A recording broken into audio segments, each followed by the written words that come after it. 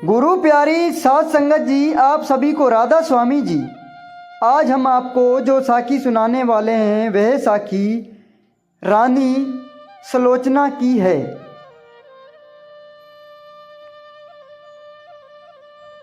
तो चलिए शुरू करते हैं हमारी आज की साखी। यूं पीसने वाला एक चक्की का मालिक अब अपने बुरे दिनों के कारण बड़ी ही गरीबी में अपना जीवन बिता रहा था, क्योंकि अब उसकी चक्की पर कोई गेहूं पिसवाने के लिए नहीं आता था। गरीबी के कारण वह अपने पत्नी और अपनी बच्ची के लिए 2 वक्त की रोटी भी नहीं जुटा पा रहा था। आटे की चक्की के पीछे एक सेब का पेड़ था, उसके साथ उसका टूटा फूटा सा घर भी था। अपने 2 वक्त की रोटी के लिए अब उसे जंगल में जाकर लकड़ियां काटनी पड़ी थी। उन्हें लकड़ियों को बेचने पर उसे जो पैसा मिलता उसे से वह अपना घर चलाता था। वह अपनी ज़िंदगी से बहुत दुखी होकर एक बार जंगल में लकड़ियां काटने के लिए गया, तो वह वहाँ पर उसे एक बूढ़ा आदमी मिला गया उसने पहले कभी जंगल में नहीं देखा था। वह बूढ़ा आदमी उस चक्की के मालिक के पास आया और उसने बोला, तू अपनी गरीबी से इतना दुखी क्यों है? मैं तुम्हें अमीर बना सकता हूँ अगर तू मुझे एक चीज़ देने की वादा करे, जो भी मैं तुमसे मांगूं। चक्की का मालिक सोचा, मेरे पास इस बूढ़े आदमी को देने के लिए है ही क्या? ये मुझसे कौन सी मेरी जायदाद लेकर जाएगा? चक्की का मालिक पहले ही अपनी गरीबी से बहुत परेशान था। उसके अमीर बनने के लिए लालच में बिना कुछ सोचे समझे बूढ़े आदमी की बात को मान लिया और वह चीज़ उसे देने का वचन भी दे दिया, जो भी वह मांगे। वह आदमी एक रहस्य में हंसी हंसकर बोला, अब मैं 3 साल के बाद तुम्हारे पास अपनी चीज़ लेने के लिए आऊँगा। इतना कहकर वह बूढ़ा आदमी वहाँ से चला गया। जब लकड़ियाँ काट कर चक्की का मालिक अपने घर वापस आता है, उसकी पत्नी दौड़कर उसके पास आई और बोली, तुम मुझे सच सच बताओ कि ये घर में इतना सारा धन कहाँ से आ गया? हमारे घर के सारे बर्तन धन से भरे हुए हैं और ये सब कुछ एकदम कैसे हो गया? कोई आदमी तो बाहर से धन लेकर आया नहीं हमारे घर में। मैं पूछना चाहती हूँ कि यह सब कुछ कैसे हुआ? उसके पति ने कहा, शायद ये उस बूढ़े आदमी की करामत है, जो मुझे पहली बार उस जंगल में मिला था। उसने मुझसे केवल एक चीज़ की मांग की थी और उसके बदले में बहुत सारा धन देने का वादा किया था। उसकी पत्नी ने पूछा, वह बूढ़ा आदमी इतना सारा धन के बदले में कौन सी चीज़ मांग रहा है? चक्की के मालिक लापरवाही से बोला, चक्की के पीछे जो सेब का पेड़ है, शायद वह उसे को मांग रहा है। परंतु उसकी पत्नी बहुत ही समझदार थी। वह समझ गई कि इतना सारा धन देने के बदले में कोई सिर्फ एक पेड़ नहीं लेता। उससे इस बात का शक हो गया कि वह बूढ़ा आदमी सेब का पेड़ नहीं बल्कि उस पेड़ के सेब तोड़ती हुई उसकी बिटिया को उससे छीनना चाहता है। असली में उसका शक बिल्कुल सही निकला। वह बूढ़ा आदमी एक शैतान तांत्रिक था जो उस लड़की को पाना चाहता था। उनकी बिटिया का नाम सुलोचना था। पत्नी को अपने पति पर बहुत गुस्सा आया, जो वह धन के लालच में बिना कुछ सोचे समझे हाँ करके आ गया था। उनकी समझ में यह नहीं आ रहा था कि वह अपनी बच्ची को बचाने के लिए क्या करें।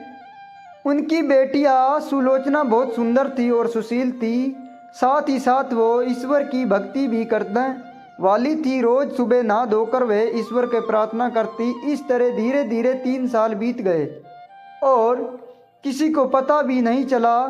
तभी एक दिन अचानक वह बूढ़ा आदमी उस चक्की के मालिक के सामने आकर खड़ा हो गया और उसकी बिटिया को मांग करने लगा। चक्की का मालिक उसकी मांग सुनकर घबरा गया। उसने तो सपने में नहीं सोचा था कि वह बूढ़ा आदमी इतना दिनों के बाद बदले में उनकी बिटिया की मांग करेगा।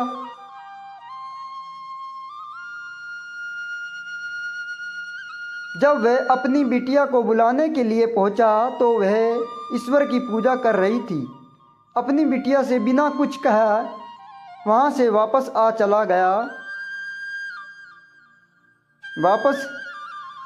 चला गया और उस तांत्रिक बूढ़े आदमी के पास आकर बोला, मेरी बिटिया अभी पूजा कर रही है, तुम कल आकर उसे ले जाना। बूढ़ा आदमी बिना कुछ जवाब दिए वहां से चला गया। अगले दिन सुबह वह बूढ़ा आदमी फिर से वहां पर आ गया। आज भी लड़की पूजा में व्यस्त थी। अब तो बूढ़ा व्यक्ति की चक्की के मालिक पर बहुत ही गुस्सा आया और अपनी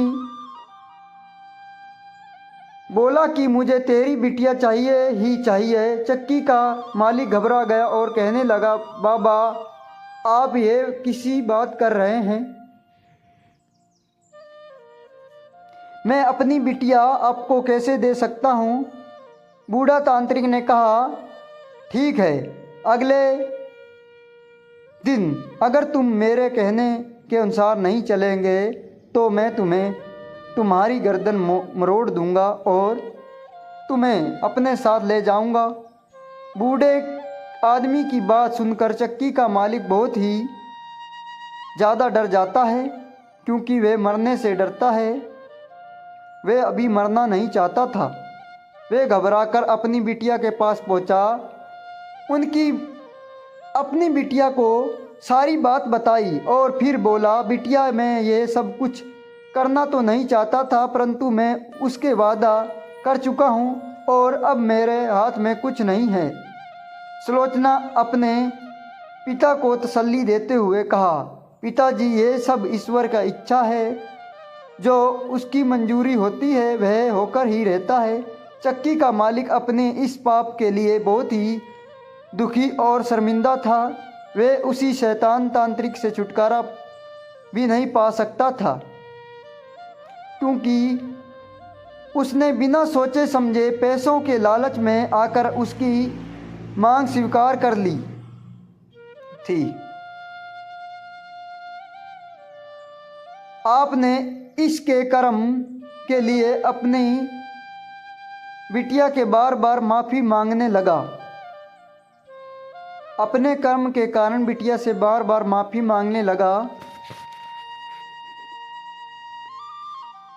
पर उसकी बिटिया अब अपने माता पिता के साथ नहीं रहना चाहती थी। चक्की के मालिक ने एक बार फिर से बूढ़े आदमी के पास आकर कहा कि वह कल आकर मेरी बिटिया को ले जाएगा।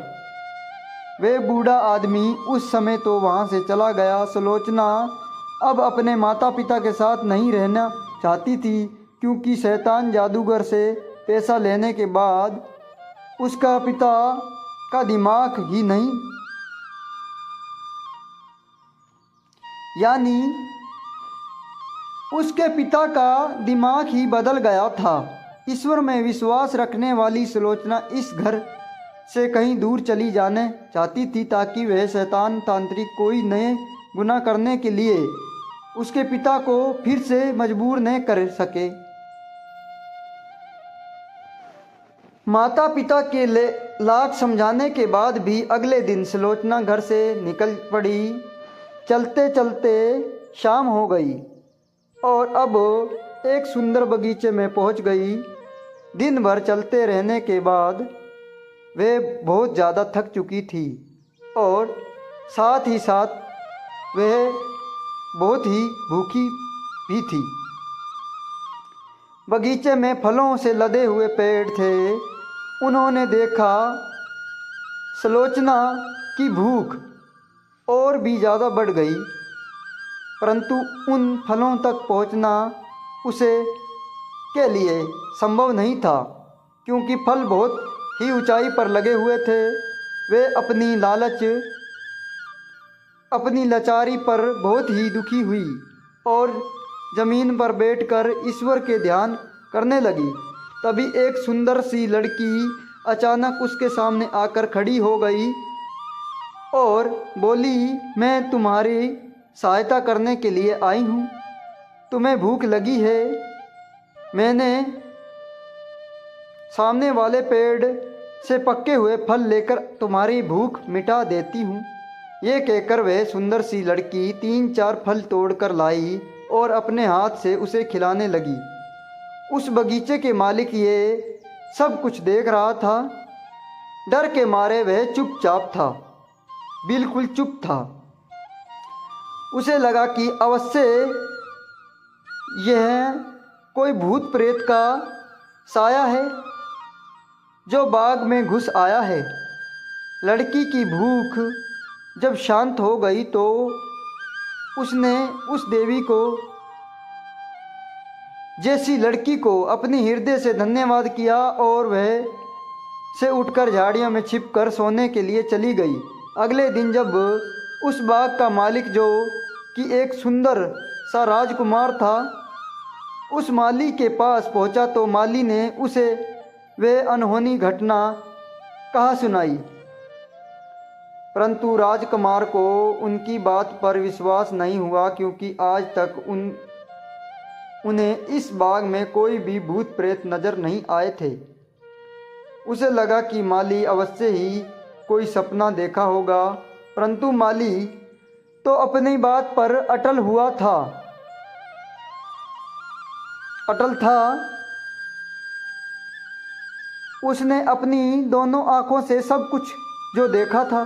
राजकुमार बोला, ठीक है, आज रात को मैं भी तुम्हारे साथ इस बगीचे में छिपकर देखूंगा कि सचमुच कोई भूत है या नहीं। ये सारा दिन तो सुलोचना चुपचाप घनी झाड़ियों में छिपकर बैठी रही। जैसे ही थोड़ा अंधेरा होने लगा तो वह झाड़ियों से निकलकर फलों के पेड़ के पास पहुंची और ईश्वर पर प्रार्थना करने लगी कि तभी वह कल वाली सुंदर सी लड़की 3-4 फल लेकर उसके पास पहुंची और अपने हाथों से उसे खिलाने लगी। जैसे ही फल खत्म हुए वैसे ही राजकुमार, जो कि माली के साथ एक बड़े से पेड़ के पीछे छिपा हुआ था, झट से बाहर आया और बोला, तुम कौन हो? तुम दोनों इस दुनिया के लोग हो या किस दुनिया के हो? सुलोचना एक अजनबी को देखकर डर गई और वह गिड़गिड़ाती हुई बोली, मैं इस दुनिया में एक अभागी लड़की हूँ। आज ईश्वर के अलावा सब ने मुझे इस संसार में अकेला छोड़ दिया है। राजकुमार उस लड़की के नज़दीक पहुंचा तो दूसरी सुंदर सी लड़की वहां पर नहीं थी, केवल सुलोचना ही थी वहां पर बैठी हुई थी। राजकुमार ने देखा कि सुलोचना बहुत ही सुंदर थी। राजकुमार को उस पर दया आ गई और उसने उसे अपने साथ राजमहल में ले जाने के लिए कहा। राजमहल में ले गया, यानी उसमें सुलोचना को अपने माँ से मिलवाया और अपनी माँ के कहने पर राजकुमार ने सुलोचना से शादी कर ली। ईश्वर की अटूट विश्वास रखने वाली सुलोचना अब इस महल की रानी बन चुकी थी और उसके जीवन में खुशियाँ एक बार फिर आ गई थी। कुछ दिनों के बाद राजकुमार को एक पत्र एक यात्रा के लिए दूसरे देश जाना पड़ा। वह अपने पत्नी को अपनी माँ के देख रेख में छोड़कर चला गया। कुछ दिनों के बाद सुलोचना ने एक बहुत ही सुंदर बेटे का जन्म दिया। राजकुमार की माँ ने एक दूत के हाथों ये खुशखबरी लिखकर चिट्ठी के रूप में अपनी बेटे के पास भेजी। रास्ते में वह दूत थक गया और आराम करने लगा। एक पेड़ के नीचे लौट गया। तभी वहाँ धूर्त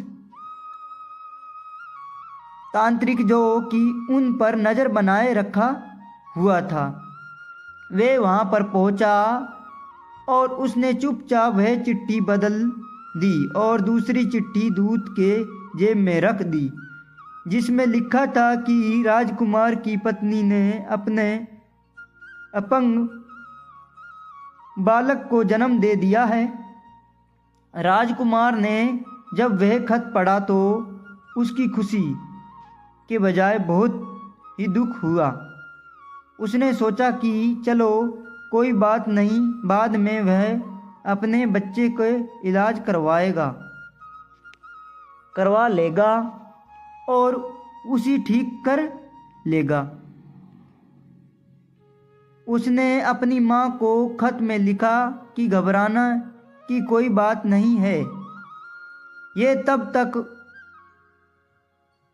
उन दोनों की सेहत का पूरा ध्यान रखे जब तक कि वह वापस लौट कर न आए। जब दूत लौटते समय अपने पहले वाले स्थान पर आराम करने के लिए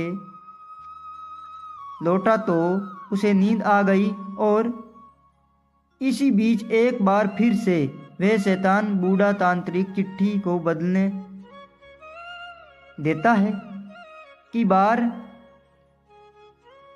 इस बार उसने चिट्ठी में लिखा था, माँ मेरी पत्नी और मेरे बेटे को जान से मार डालो।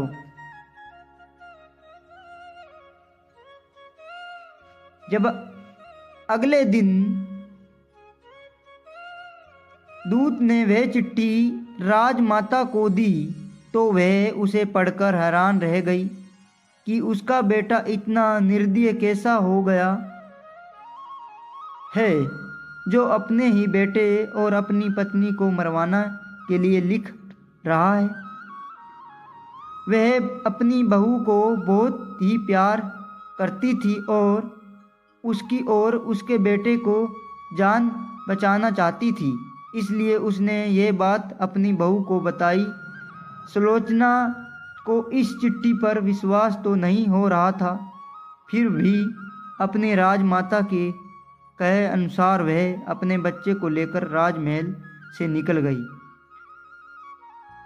राजमाता ने उसके साथ कोई नौकर या नौकरानी नहीं भेजी ताकि कहीं उसे के बेटे को पता न चल जाए कि उसने दोनों को भगाने की सलाह की है।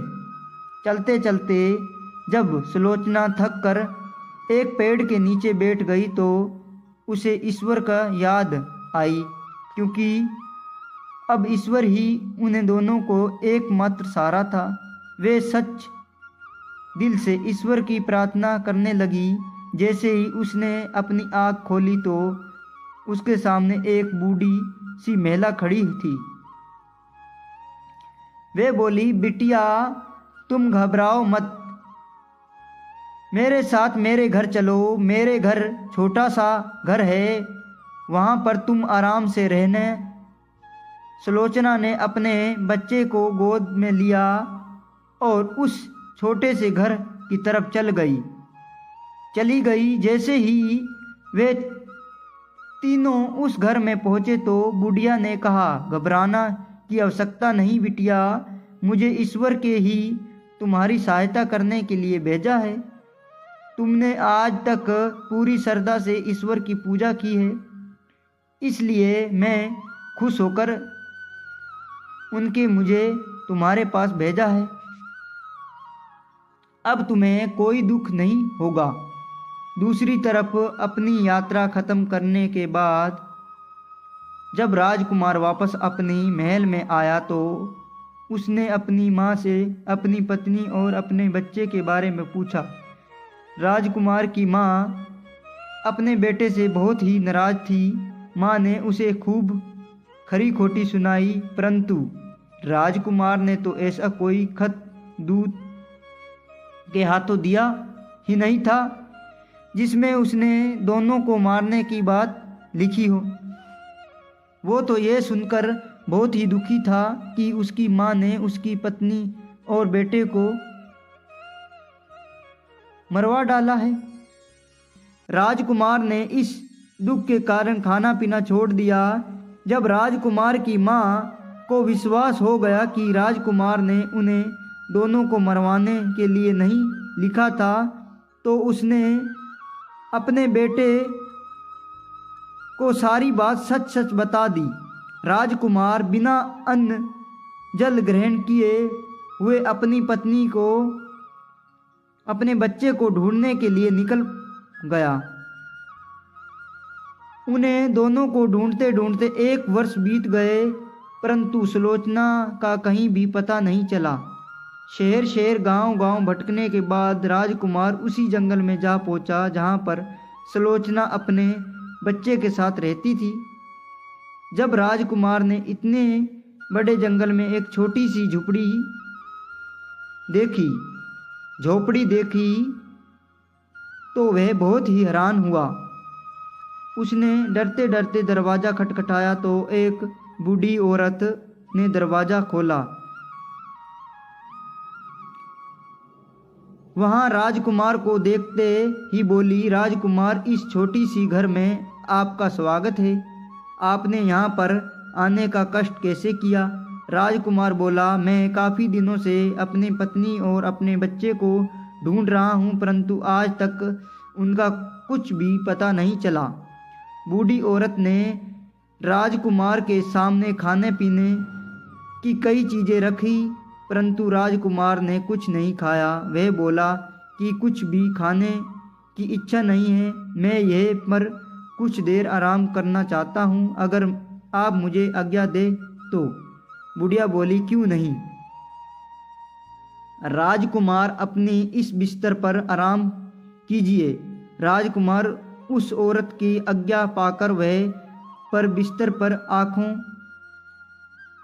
बंद करके लौट गया। तभी उसके अंदर से कुछ आवाज़ सुनाई दी। वे बुढ़िया कह रही थी, बाहर आकर देखो, तेरा पति आया है। तेरा पति और इस बच्चे का पिता तुम्हें दोनों को ढूंढते ढूंढते यहाँ पर आ गया है, तू जाकर उससे मिले। तभी राजकुमार को किसी के बाहर आने की आहट सुनाई दी। राजकुमार ने झट से अपनी आँख फिर से बंद कर ली। तभी वह लड़की धीरे धीरे राजकुमार के पास आकर उसके पहचानने की कोशिश करने लगी, परंतु राजकुमार ने तो अपनी पत्नी को पहचान लिया था और अब सुलोचना ने भी अपने पति को पहचान लिया था। राजकुमार झट से उठकर बैठ गया तो उसकी पत्नी बोली, मैं आपकी अभागी पत्नी हूँ और ये आपका बेटा है। राजकुमार ये सुनकर खुशी से उछल पड़ा। उसने बुढ़िया और ईश्वर का धन्यवाद किया और अपने बेटे और पत्नी को लेकर वापस अपने महल में चला आया, जहाँ पर राजमाता ने बड़ी ही धूमधाम से उनकी स्वागत की। दूसरी तरफ इतनी कोशिश और प्रचंड करने के बावजूद भी वह बूढ़ा तांत्रिक सुलोचना को हासिल नहीं कर पाया और न ही उसका कुछ बिगाड़ पाया। उसने भी इस बात को एहसास हो गया कि जिस लड़की के ईश्वर पर अटूट श्रद्धा हो और जिसकी पति उससे इतना प्रेम करता हो, उसे हासिल करना असंभव है। इसलिए बूढ़ा तांत्रिक ने सुलोचना का ख्याल अपने मन से निकाल दिया और वह उन दोनों के जीवन में हमेशा हमेशा के लिए दूर चला गया। अब सुलोचना अपने पति के साथ रहकर एक खुशहाल जीवन बिताने लगी। तो इस तरह इस साखी देखने के लिए आप चैनल को सब्सक्राइब कर लीजिए। वीडियो अच्छी लगी तो लाइक कर दीजिए और साथ ही साथ आप अच्छे अच्छे कमेंट करके बिल्कुल मत भूलिए। राधा स्वामी जी।